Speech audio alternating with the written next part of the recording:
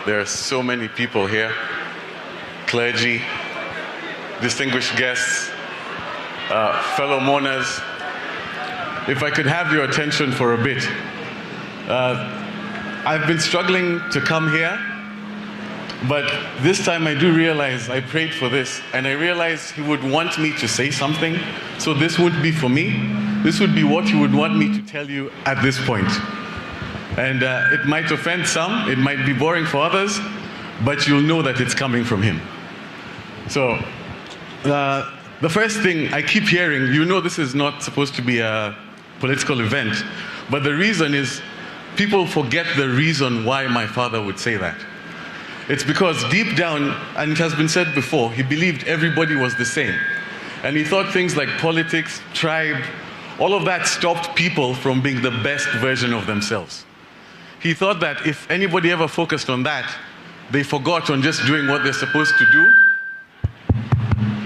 and being the best version of themselves. So that's one thing I'm happy that everybody's here, and you can tell, those who remember him, those who spend time with him, they always say it always comes back, and for that, I'm very grateful and very respectful. So that's the first thing. There are two things I have to say. Sorry, let me calm down. So there are three types of knowledge. There's explicit knowledge. This is where somebody has to tell you directly what to do. This is what you expect all the time. Somebody comes and tells you, do this, do this, do this, and you think you'll be learning. The second is implicit knowledge. This you're not told. This you watch, you look around, and you learn what to do. You learn how to react. You learn how to carry yourself. And then the last one, which has really hit me of late, is tacit knowledge. Tacit knowledge, you will be told time and time again by many different people, but you don't realize how important it is until you are there at that time. And that keeps on coming. And I think that was the strength of my father. It's because he was brash, he was straightforward, he was not perfect, but he taught me it doesn't matter what a person is. What matters at the end of the day is what they do. And I'll repeat the same thing that I want you to take back. He always let everybody be the best version of themselves. If he ever saw you be a bit better, he would never let you go back. He would shout at you, he would tell you this, he would challenge you. If anything happened in your life, he completely switched and tried to help you come back up. And with that, he got very many different strange friends, and I think that that's a blessing. And that's the second thing that I want to say. And the last thing which keeps on coming is this idea of shoes to fill, etc. What's very strange is I've known my father through many different phases. But it seems the one that people will remember is the cabinet secretary, because that was the last one towards the end. But I remember of all of his different phases, the things that excited him were never the position. The thing that excited him was the ability to do something. And I remember this story came to me yesterday, and I started smiling.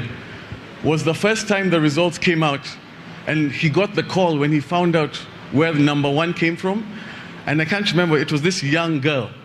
And I remember he was with me at the time, and he was so happy, because it has been said here, it's because he was able to give somebody a chance. And I think that's what needs to be remembered. He believed everybody was the same, and he always believed he would fight to give you the chance to do as much as you can for everyone. And I think everybody should try and remember that as we keep moving. And with the last thing, and this goes to everybody from all walks of life, anybody who's here, and this is the thing I keep hearing his voice that would be telling me to say, is right now at this point, he wouldn't be too happy that everybody's focusing on the man. He would be happier in people focusing on the deeds. He would know that he was great, but what he would say is this, and he would tell me this: I understand it's well wishes if you keep telling me that I have big shoes to fill. He would laugh because he knows, and he has trained me. That is not the point. The point is for me to do my best, and if I see if I can help, I will try and help and make everybody be equal. I know that's my job. But the point that everybody else is missing, don't focus on him. Focus on what he would want. And what he would want is very simple. I don't have big shoes to fill. We all have big shoes to fill. This is for all of you. Wherever you go, start now. Be honest, try your best, upset people, but be forthright. You don't have to be the best person in the world. You don't have to be the nicest person in the world. But you know what you can do? You can give everybody an equal chance in whatever it is that you do. And if you do that, you will be honoring the memory of my father. So thank you all.